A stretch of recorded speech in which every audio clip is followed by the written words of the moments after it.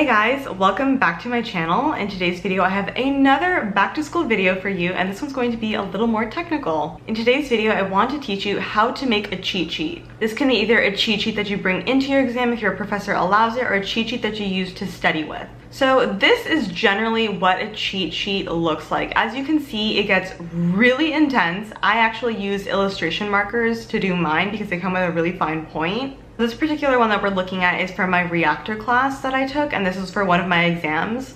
In this particular class, the professor allowed us to bring in one sheet of paper, so this is what I brought into my exam. You can see I have drawings, I have examples, I have vocabulary written down, lots of good stuff. And then this one is from my Physical Chemistry 2 class. We were also allowed to bring in a sheet of paper to do our exams, so that's what that is. So I suggest making a cheat sheet after you have gone through all of your material and you know what's easy to remember and what's difficult to remember. So the first step to making a cheat sheet is to fold your paper in half and then title the page with whatever chapter or whatever topic you're working on. Don't waste time writing down the easy stuff or stuff that you already know. And also don't write down full examples. You can probably count on yourself to know the algebra. Just set up the problem, write down the problem statement, set up the problem, and just like write down any tips or tricks that you have to know along the way. In engineering school, there are a lot of tips and tricks that you have to know certain things in order to get a problem done. Like usually there's one little assumption you have to make in order to get the problem done, and so those are things that you want to write down.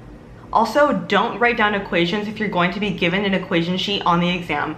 Make sure you ask the professor beforehand if you're going to be given any equations, because you don't want to waste space on your cheat sheet writing down stuff you're already going to be given. Definitely, from my experience, write down tricky definitions, long definitions, very specific definitions. I recommend writing those down because I personally don't have the bandwidth to sit there and memorize all these long definitions. What I really like doing for very practical hands-on types of exams where you have to work a lot of problems is to categorize the types of problems and then write down how to solve each type of problem.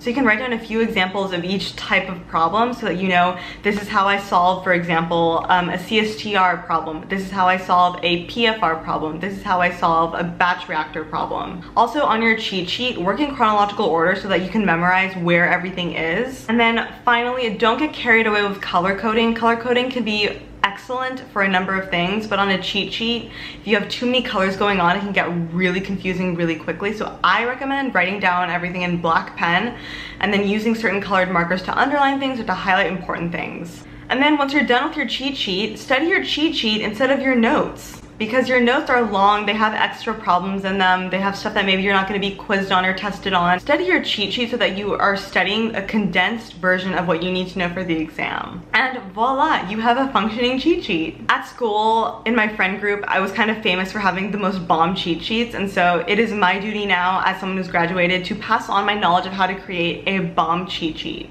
I'm really tired of saying the word cheat sheet. So that's the end of this video. I hope you guys enjoyed watching and spending this time with me. Give this video a thumbs up if you enjoyed learning and if you are going to make any cheat sheets for your exams. But until my next video, have a beautiful week and I'll see you then. Bye.